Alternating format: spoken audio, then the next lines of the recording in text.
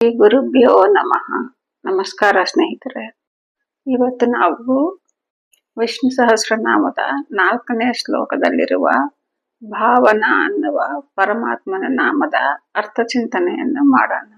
ಭಾವನಾ ಅಂತ ವಿಷ್ಣುವನ್ನು ಯಾಕೆ ಕರೀತಾರೆ ಅಂದ್ರೆ, ನಮ್ಮೆಲ್ಲಾ ಭಾವನೆಗಳನ್ನು ನಿಯಂತ್ರಿಸುವವನು ಪರಮಾತ್ಮನೇ.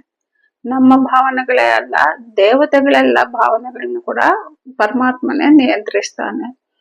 ಭಾವನೆಗಳನ್ನ ನಿಯಂತ್ರಿಸೋದು ಅಂದ್ರೆ ಏನು ಅಂದ್ರೆ, ನಮ್ಮ ಥಾಟ್ ಪ್ರಾಸೆಸ್, ಥಿಂಕಿಂಗ್, ಯೋಚನೆಗಳನ್ನ ನಿಯಂತ್ರಣೆ ಮಾಡ್ತಾನೆ.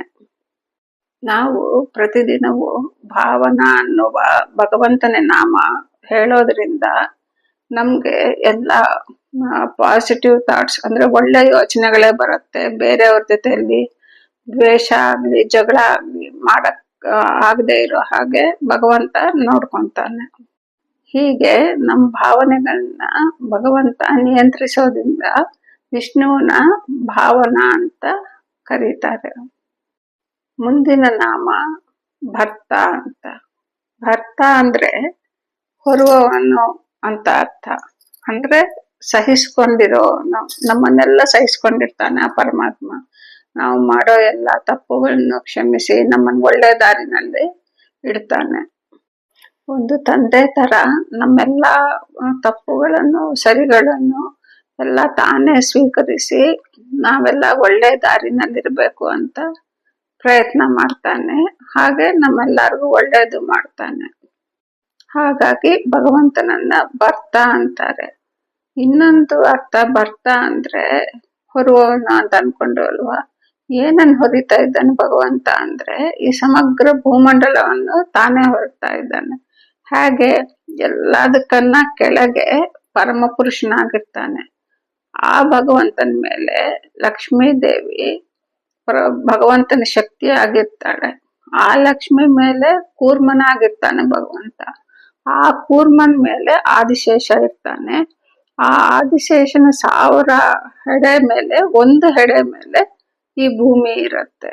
ಆ ಭೂಮಿಯಲ್ಲಿ ನಾವಿದ್ದೀವಿ ಅಂದ್ರೆ ಏನು, ನಮ್ಮನ್ನೆಲ್ಲ ಭಗವಂತ ಹೊರತಾ ಇದ್ದಾನೆ.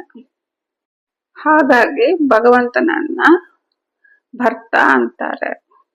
ನಾವು ಕಷ್ಟಗಳಲ್ಲಿರುವಾಗ ಭರ್ತ ಅನ್ನುವ ನಾಮವನ್ನು ಜಪಿಸೋದ್ರಿಂದ ಆ ಕಷ್ಟ ಪರಿಹಾರವಾಗತ್ತೆ. ನಮ್ಮನ್ನ ಆ ಕಷ್ಟದಿಂದ ಆ ಭಗವಂತ ಪಾರ್ ಮಾಡ್ತಾನೆ. ಹಾಗಾಗಿ ನಾವು ಯಾವಾಗಲೂ ಭರ್ತ ಅನ್ನುವ ಹೆಸರನ್ನು, ನಾಮವನ್ನು ಜಪಿಸ್ತಾ ಇದ್ರೆ ಬಹಳ ಒಳ್ಳೆಯದು. ಇವತ್ತು ನಾವು ಭಾವನಾ ಮತ್ತು ಭರ್ತ ಅನ್ನುವ ವಿಷ್ಣುವನ ನಾಮಗಳ ಅರ್ಥವನ್ನು ತಿಳಿದಿದ್ದೀವಿ. ಇದಕ್ಕಿಷ್ಟೇ ಅರ್ಥಗಳಲ್ಲ ಸ್ನೇಹಿತರೆ, ನಾನು ಪ್ರತಿ ಸತಿನೂ ಹೇಳ್ತಾ ಇರ್ತೀನಿ. ಇದು ಒಂದೊಂದು ಹೆಸರು ಒಂದೊಂದು ಅರ್ಥ ಅಥವಾ ಎರಡೆರಡು ಅರ್ಥ. ಇನ್ನ ಅನೇಕ ಅರ್ಥಗಳು, 100 ಅರ್ಥಗಳಿರತ್ತೆ. ನಾವು ತಿಳ್ಕೊಂಡ್ರೆ ನಮ್ಗೆ ಅದರಿಂದ ಬಹಳ ಖುಷಿ ಸಿಗತ್ತೆ.